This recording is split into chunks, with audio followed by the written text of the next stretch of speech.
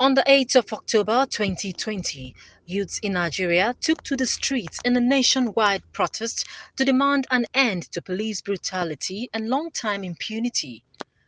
From the first day, the number of protesters grew owing to the awareness created by social media influencers.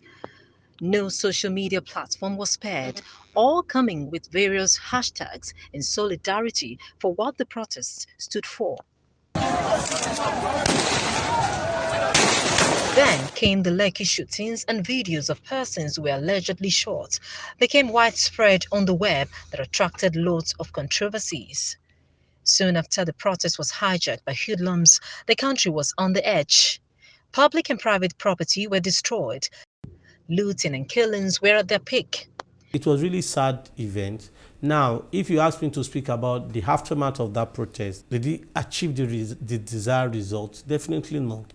What I think this has done really is put youth in the front burner. They are not just going to be part of discussion. What it has also done is that it has taught those in government power a lesson that, or those in power, lesson that the people should be the fulcrum of your program. Amidst all this, the social media was still busy bearing images and footages of the event as they happened. But the veracity of most of the posts, especially the ones about the Lekki shootings, remained a subject of controversy. When somebody said, DJ Switch said that 78 people died,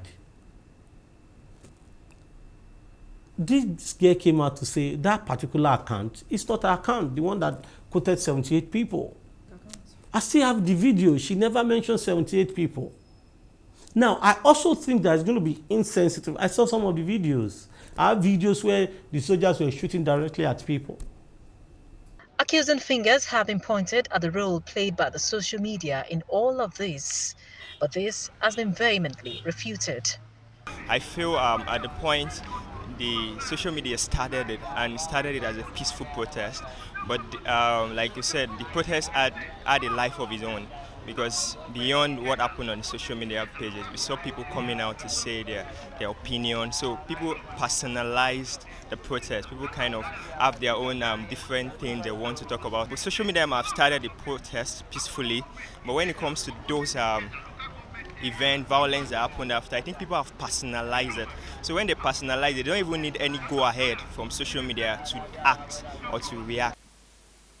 We need to address certain things. The Nigerian youth, the social media, the social influencers.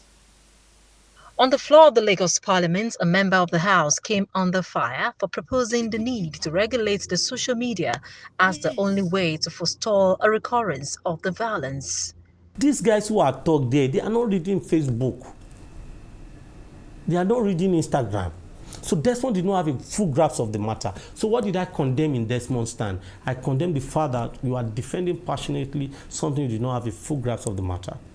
I condemn the fact that Desmond in quote, communicate to us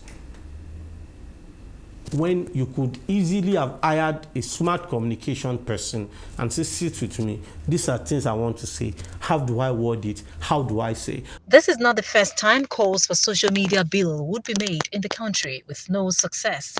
On the floor of the Nigerian Senate, the bill met a brick wall. With the renewed calls for the regulation of social media in Nigeria, many Nigerians are still calling for the scrapping of the bill, which they believe would threaten internet freedom in the country. When they are talking about regulating social media, it's not about making laws in order to make sure that correct information is dished out. What they want to do is that they want to stifle freedom of expression. And you cannot do that when we're operating in democracy. My take in all this is that I don't want us to make social media to be the culprit. Rather, social media has been a veritable instrument through which people are beginning to know, certain things that goes on, which ordinarily wouldn't have known if not for social media. Because ordinarily, government want to deny virtually everything.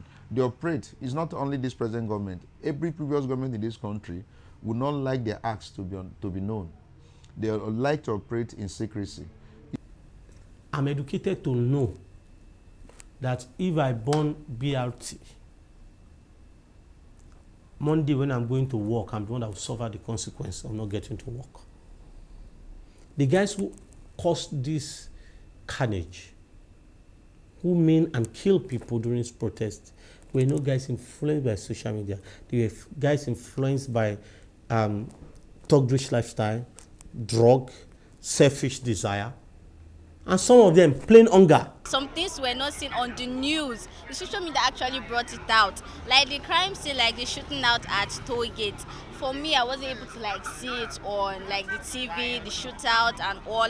But when I go to social media, Instagram, I could see people like being shot and all that. So yeah.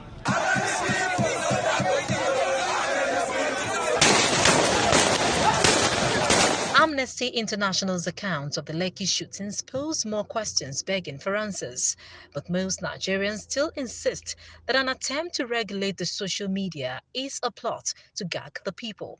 The bill was first mooted in November 2019 by a Nigerian senator, and the aim is to criminalize the use of social media in peddling false or malicious information.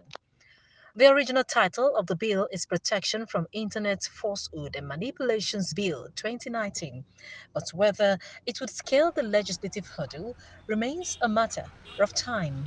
Abimbola Agbebi, TVC News, Lagos.